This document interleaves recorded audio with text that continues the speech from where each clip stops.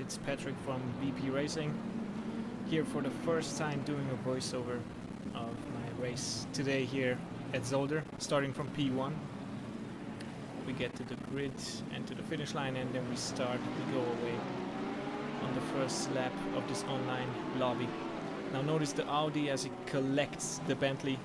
Absolute savage move, almost takes me out of the race right on lap 1, corner 1, but we managed to escape, narrowly evaded that collision. To be honest, there was nothing I could do because I didn't see that contact in my mirrors. I was just lucky enough to get away, and now all we have to do is manage the tires, get them to temperature, and try to be consecutive and consistent is what I mean. We see that Mr. Pin is already 1.6 seconds behind. Coming here to the second chicane of the lap, absolutely cut the curb. You have to do that in order to be fast. Use all of the track, maybe not like that. That was a bit too much also here all over the place. But it's lap 1, cold tires. It's pretty normal as we see some drive-thrus and some stop-and-go penalties down the order. Now we come here at the end of the lap. The helicopter is taking a nice little shot of us. Mr. Pin is already 2.3 seconds behind, so position 2 is 2.3 seconds behind. The Hungarian Madaras is having a little fight with him, as I'm guessing right now. You can see them coming up on the start-finish straight as we go on to lap 2. An astonishing lap of 3 minutes and 45 seconds, ladies and gentlemen. Of course, that's just a bug from Assetto Corsa Competizione. It also takes into account the time you took by standing on the grid. Now we go onto an onboard footage. You have to be really brave in those couple of corners, but you also have to be really precise with your throttle and your steering inputs coming up to the first chicane. Don't take so much of the left one, but be brave on the throttle and just use the track as much as possible. Coming up to the second chicane, a really tricky braking zone over here. Use the right curb, the left one, and then gently accelerate through here. Try to take this one, a right-hander with full throttle. It's very easy to understeer onto the grass. Brake just after the 100-meter board for the hairpin. Now, as we see, Mr. Noborg with the AMG gained a couple of places after apparently something happened to the Ferrari driver. So now he's the one chasing us down. Look at all the track being used there. So you want to maximize your track and your width and the position on your track. We do a 130.3, which is pretty average. It should be getting better though, because this is one of the few times I drove on this track. So ideally you want to be in the 29s consistently in these types of races, but we're getting there. Another amazing shot, an onboard shot with the very iconic and unique red helmet, and of course it's only mine. None of the other drivers have it, but of course they have it. That's the standard one. I'm waiting for Assetto Corsa to implement some customization on it. Just look at the excitement and the concentration on my face. Here a clearer view to this section. Took it full throttle. Absolutely helps a bit, about 1 or 2 tenths. Brake just after the 100-meter board. And then be brave on the throttle, depending on what traction control setting you're on. We'll see another drive-through handed down and handed out to someone in the Bentley as we are extending our gap.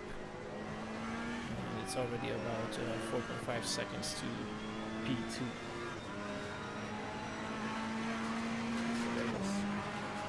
Lap 3 done, because Assetto Corsa counts the full lap. So basically we've done 3 laps right now. That doesn't mean on the top left corner that we're on lap 3. That means that we've done 3 laps already. On board, this section is a really tricky first sector here. You have to be really precise with your steering input, but also with your throttle. Now here you must brake between the 100 and the lamppost. Nice trail braking. Use a lot of the right curb, but don't jump over it. You will lose a lot of time. Brake right there as the shadow begins. Of course I make a mistake, so that means that I should have broken it earlier. Use all of the track yet again. Full throttle out of there. Steer before the king comes. And then that's a pretty much perfect way to take the hairpin onto the last couple of corners on lap 4. Brake after the 100-meter board. Be brave and use a lot of curbing over here, but also take care to not wheel spin the car. So now we skip to the last lap. Lap number 10. Noborg managed to cut off the gap by about 2 seconds, but still it wasn't enough, and I come through in P1. Obviously flashing my lights because I was happy for getting my, I'm guessing my 3rd win on the wheel. So let's see the incidents. Here we see again another take on the incident on lap 1. The Hungarian just misses the braking point and just slightly saps the Bentley. The Bentley obviously here lost his momentum. And the McLaren absolutely gets just savagely lunged off by the Bentley. I don't know what he was thinking. I think the Bentley didn't even know that the McLaren was over there. So for the back down the field, already carnage before even getting to turn 1, which is quite unsurprising, to be honest. Now still lap 1, we've got a big group over here. 3 Bentleys actually and 1 Audi. The Audi just cuts across. This means that the Bentley can now drive alongside, absolutely hugging the curb and hugging the inside line, and now the outside, but he still manages to, oh, and then there's a savage absolute rally cross jump from the Porsche there. I wonder what happened to him. So let's see from this perspective. The Ferrari got alongside of him and they managed to touch, and at that point the Ferrari said, just take me into your arms because I'm not going to brake, and he gave up all hope in life. So did the Porsche. So he just jumped across and that was the race for him. I honestly don't know why people do this. So let's jump into the Audi. Let's chase him down. The Bentley made a mistake. This allowed the Audi to go on the inside. Brakes just a bit too late. Runs wide onto the grass. But still didn't lose the position. I wonder why. Let's see it from this point of view. Bentley just slightly tapped the golden Bentley, so they won't be happy, and then the McLaren runs into him, and then there's all kinds of contact between the Ferrari, another Bentley. He's into the wall, he spun around. Now as we look at De Beer, Mr. De Beer overtaking the Ferrari and subsequently making a mistake alongside the McLaren, and that gained him a drive-through penalty as well. Now we look at P2 at the time on lap 1. He just misses his braking point, runs wide, manages to get it together, but still got passed by 1, 2, 3 cars. Let's maybe make it 4 with the Porsche on the outside of him, and also a Bentley. So that's 4, 5 cars and 5 positions lost in a matter of 2 corners. Let's jump into the AMG of Noborg, who got P2. I'm guessing this is going to be an overtake for position. The Audi's all over the place. They're switching lines. Norberg is inside and just got past him fairly quickly, and it was a simple move. So now the Bentley von Meulen, he puts it on the inside. Very, very optimistic move, and to be honest, that was a huge lunge. So if the Audi didn't avoid, it would have been a crash. Huge accident. The Ferrari runs wide. This just gives the Porsche the position. Chasing another Ferrari down with the Hungarian in front of him in the Audi, as he's just drifting the car all over the place like it's Formula D or something. So this means he lost the position to Mr. Grassi.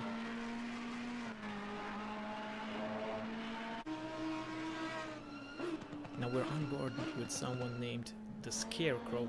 The Ferrari jumps over the track, and that's what happens if you take too much curbing on the right hand side. It just gets all kinds of out of shape, just like here. The Hungarian plants it into the gravel trap and somehow manages to get out.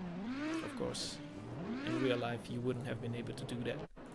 So now let's get on with the second race. We're starting in P2 alongside the Bentley of Gambi. Personally, I really enjoyed this race, so let's get into it. We start away, we go away, green lights, green flags waving in the background, everything all cool and safe.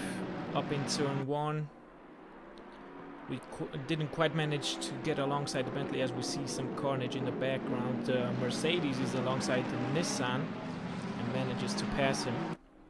We're all on the gearbox of this Bentley, so let's try to get past him as quickly as possible, because we have the feisty Mercedes behind us. He looks kind of quick, and also another car off in the background. We will have to take a look at that in the highlights section of this video. We're going through the first chicane. The Bentley managed to pull away this time. The gap is definitely more than 1/10.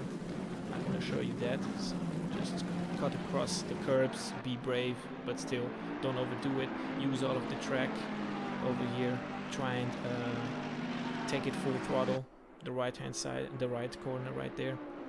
Yeah, half a second distance to P1, and we're dropping, and the guys behind are dropping off. As the Mercedes makes a mistake or something happened back there, maybe an incident, so we'll take a look at that later. But now we gotta concentrate, we gotta focus, we gotta keep the pressure on. Maybe he will make a mistake. You can never know in these online races as we go on board. So let's see. This was my POV. With an astonishing lap of 6 minutes. That's got to be one of the finest laps I've ever done. But all jokes aside, so we're still on the back of him. He's taking quite a narrow line through there. Also through turn 1, so let's not forget about that. So brake just at the concrete on the left hand side. Shift down to third. He got out of shape a little bit, but still it's not enough for us to catch up. 4 tenths separate us. The guys behind are almost more than 5 seconds away, so we don't have to worry about them just now. Coming up to the second chicane, or the second combination of corners, because it's basically more than one chicane. All over the back of him right here. He's always been a bit slow on that exit, so I'll have to keep that in mind as well. But still, it wasn't enough to get close to him and manage to overtake into the hairpin. But still, we're going to try to get a better exit. All over the back of him, you can't see anything. The screen is basically 80% boldly. So just have a look on the inside. Not to overtake, maybe to intimidate, but also to see where my braking point is, because that's how I do it when I'm behind someone. Before I just absolutely delete them from the racetrack by running into them, I also always like to check my braking points by moving to the side. Now, nice outside shots over here. The guys behind already dropped off by 7 seconds. and we're in the fight for the lead. So let's see, on board once again, drop the gear to third, go through there, be brave, almost full lock, full throttle, use the slipstream, brake after the 100-meter board and before the first lamppost. Oh, as he jumps across the right curbing, as I said in the previous race, it's quite tricky to do that, so you lose a lot of time, as I just gained so much time over here on the braking and also on the acceleration out of this combination. Right hand corner, tried it full throttle, but I had way too much slipstream. That meant I lost some downforce, but still we're in the fight. Managed to keep control of the car, didn't spin out, and we're going to finish the third lap. Once again, just use all of the track to your advantage. Just be careful not to touch the grass, because that will mean that you have to say goodbye to some precious time. So all over the back of them. Once again, brake at the last flag, so between the penultimate and last black flag on the right hand side. Use all of the track over there, be brave. You can't really see where you're accelerating towards in the left hander.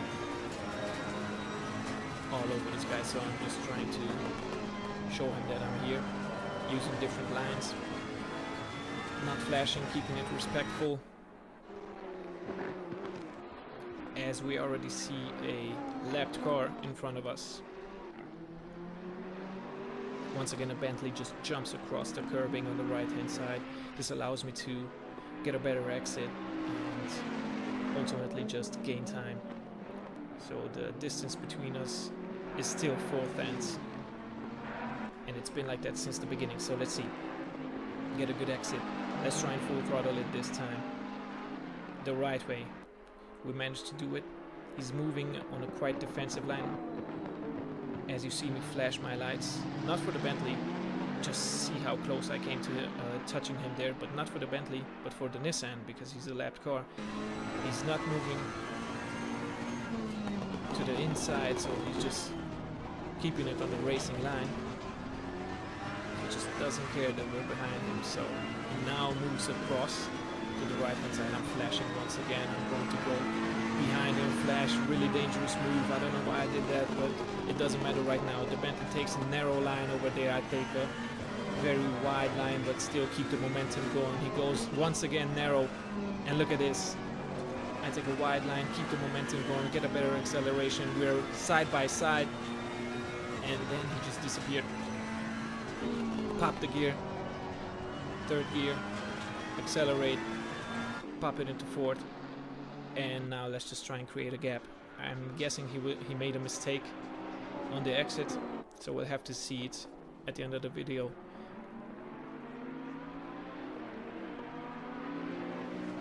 Let's just extend this gap right now.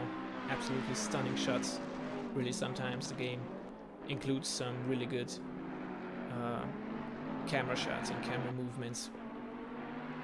Use all of the track, all of the curbing, don't be afraid of that. Also try and accelerate right after and right when you're on the curbing on the right hand side. Brake as late as you dare. Use the inside curb, but not too much. And then accelerate away. And we're starting to pull away already. 6/10 separate us already after just one lap. Last corner, right-hander. Car does like to unsettle upon acceleration here, but now we skip to the last lap. It's gotten darker, but that doesn't affect us as we come across in P1. So that was another great race. I really enjoyed that one, the little fight we had with the Bentley. We managed to just dominate the rest of the field. And flash my lights as a thank you for the great race. Now let's move on to the highlights. Let's see what everyone else was doing during this race. The Audi here from Mr. Sasshawk, or however it's really pronounced. He just forgot to brake and cluttered into someone. The Porsche here also thought he doesn't have to brake for turn 1, and this was the result. As we see the Audi there. overtake the Ferrari, the Nissan going really wide, and the Ferrari just said, okay, I'm not going to risk anything, and just smash the throttle. Now let's see what happened to the GTR at the beginning.